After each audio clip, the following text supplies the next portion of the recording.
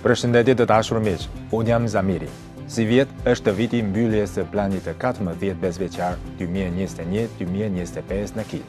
Gjatë kësaj periudhe, Kina ka tërhequr dhe ka përdorur investimet e huaja në mënyrë efektive. Kjo ka krijuar një bazë të mirë për hartimin e planit të 15 bezvjeçar dhe ka luajtur një rol të rëndësishëm për zhvillimin e forcave të reja prodhuese cilësore dhe realizimin e modernizimit kinez.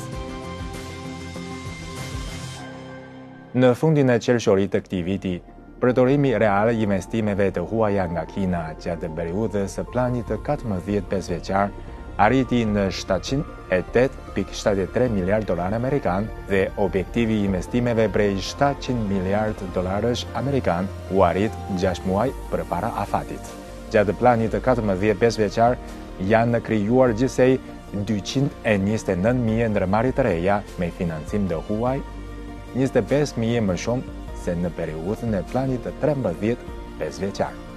Ndërmarrjet me financim të huaj kanë kontribuar për 1/3 e importeve e eksporteve, 1/4 e vlerës së shtuar industriale dhe 1/7 e të ardhurave tatimore të Kinës.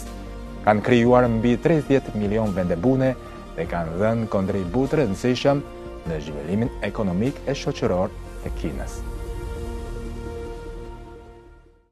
Krahas përdorimit me efektivitet të lartë të investimeve të huaja, Kina ka pasur zhvillimin cilësor edhe në tregtinë me vende të tjera gjatë zbatimit të këtij plani.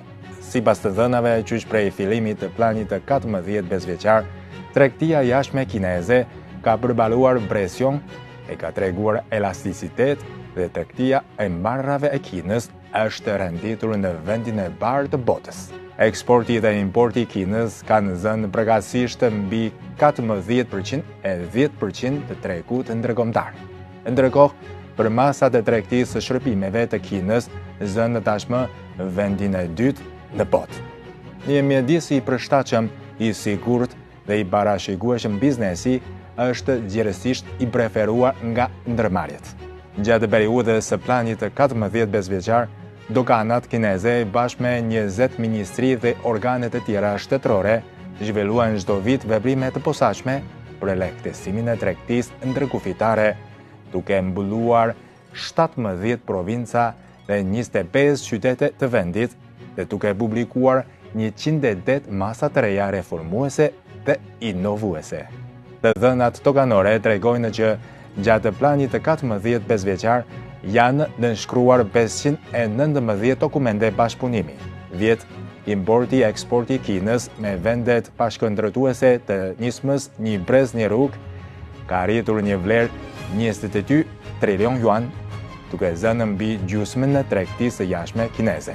Krahas kësaj, tregtia e Kinës me tregje të reja si ASEAN-i, Amerika Latine, Afrika e Azia Qendrore ka shënuar rritje vjetore mbi 10%. Tani Kina është bërë një nga 3 partnerët më të mëdha tregtare të 157 vendeve e rajoneve të botës, duke formuar epërsi më të tukshme në bashkëpunimin ndërkombëtar.